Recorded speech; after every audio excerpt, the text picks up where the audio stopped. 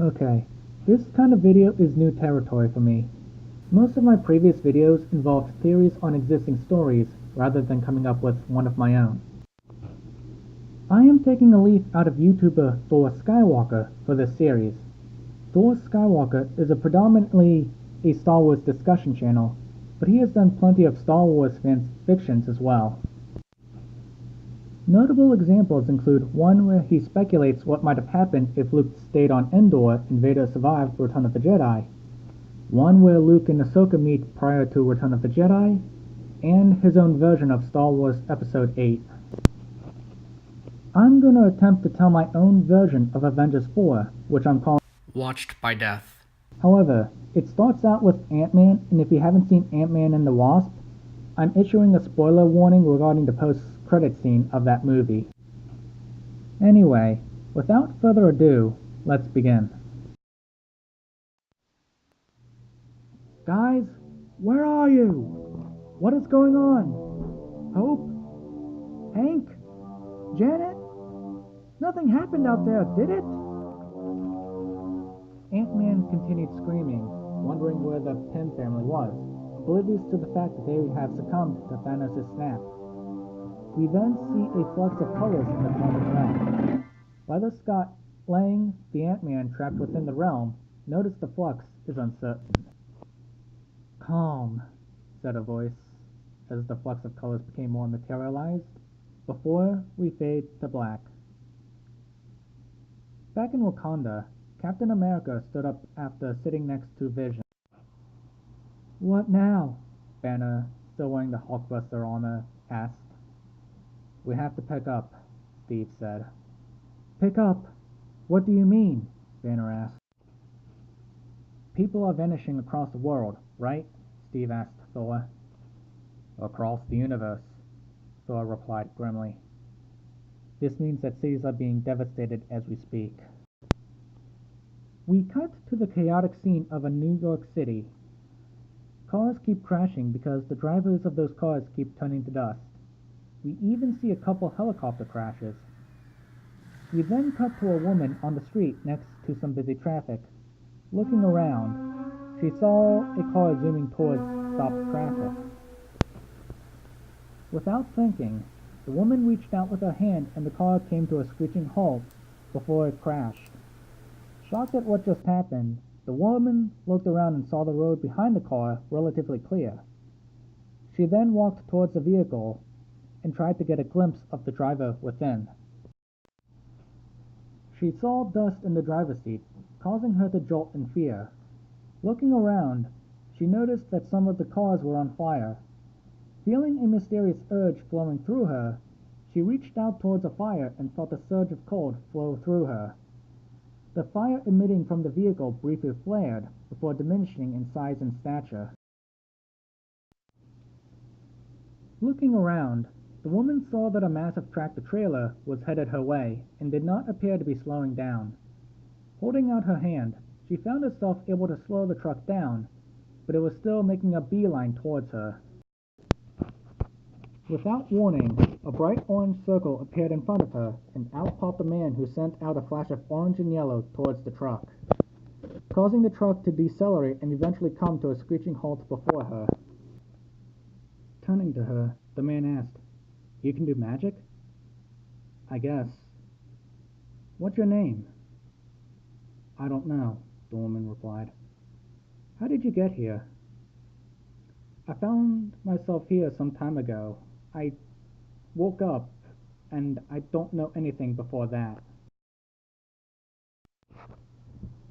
We then cut to Titan, where Tony Stark, badly damaged from his fight with Thanos, was limping towards the craft Nebula came in.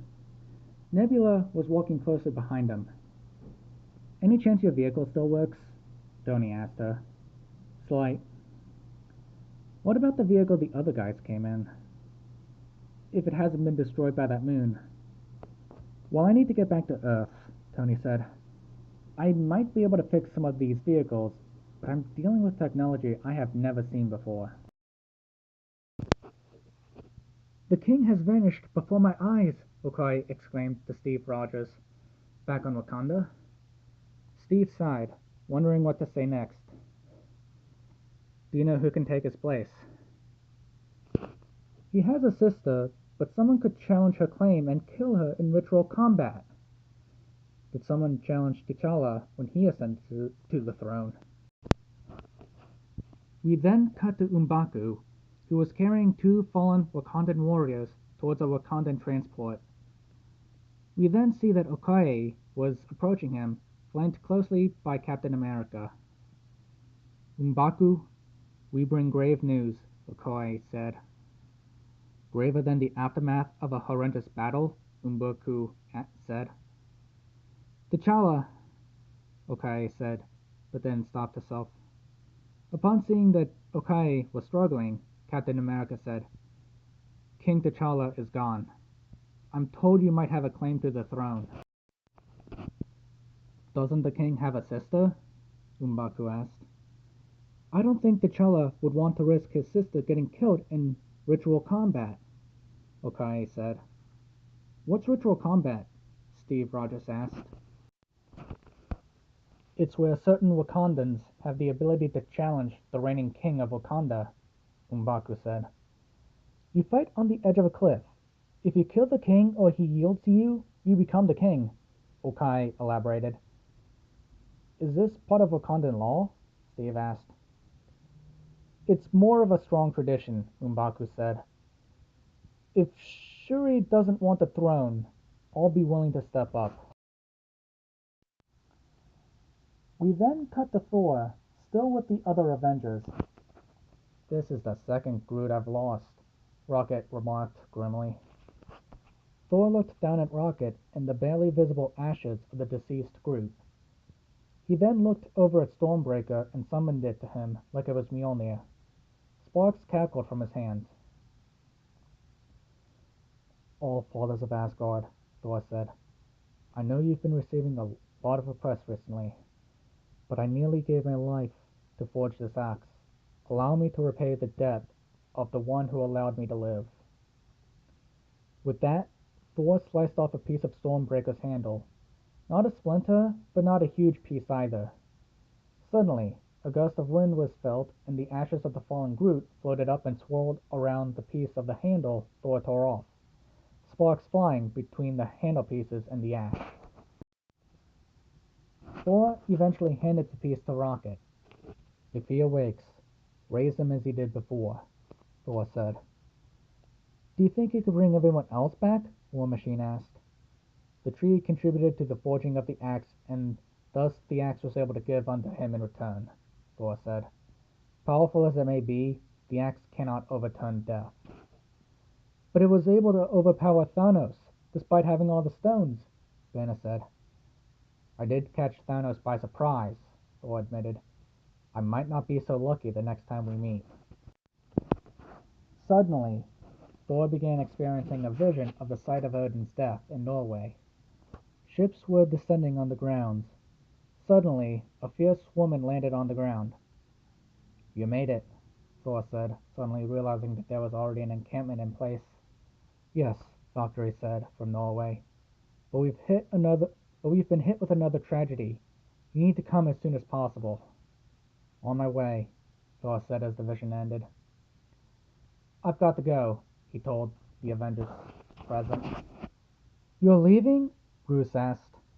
What if Thanos returns? You're the only guy who could go toe-to-toe with him.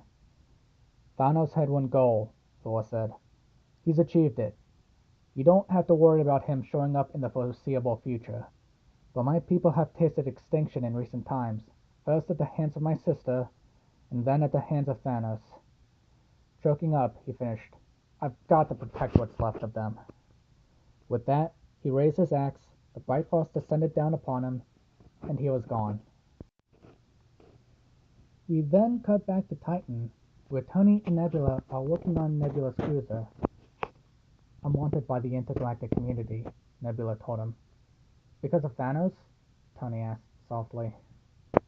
They don't know the power he wielded over me, Nebula said. I could offer you asylum, Tony said. Give you a disguise. Thanks, Nebula said, a tear suddenly running down her face.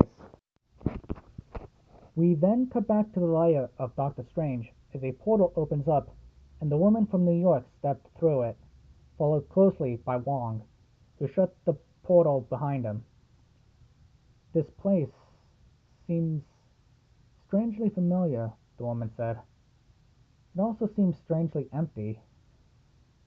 A lot of us were wiped out by a sorcerer named Caecilius, Wong explained. Since then, someone has been hunting those who remained down. Strange and I have been looking for those who could fill the ranks without success. Yet you brought me here, the woman said. Your powers seem to be immense beyond compare, Wong said.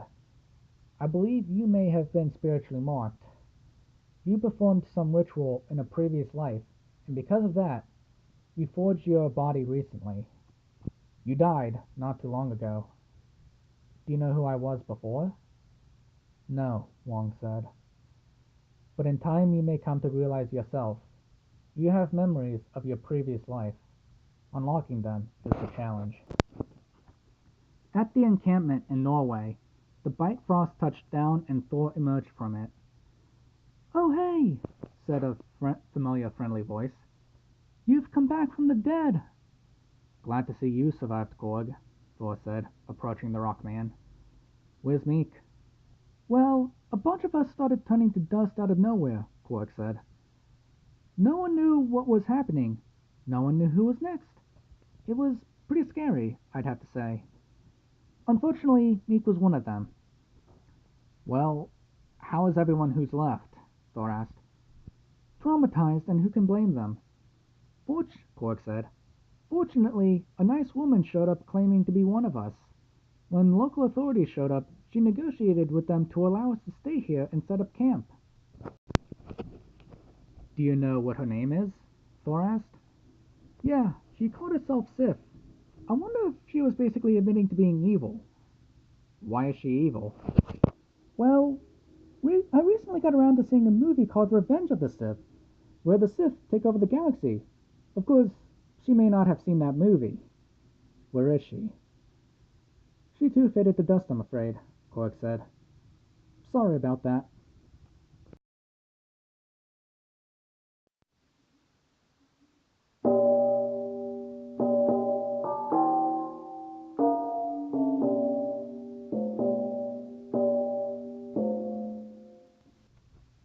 And that is where this part ends.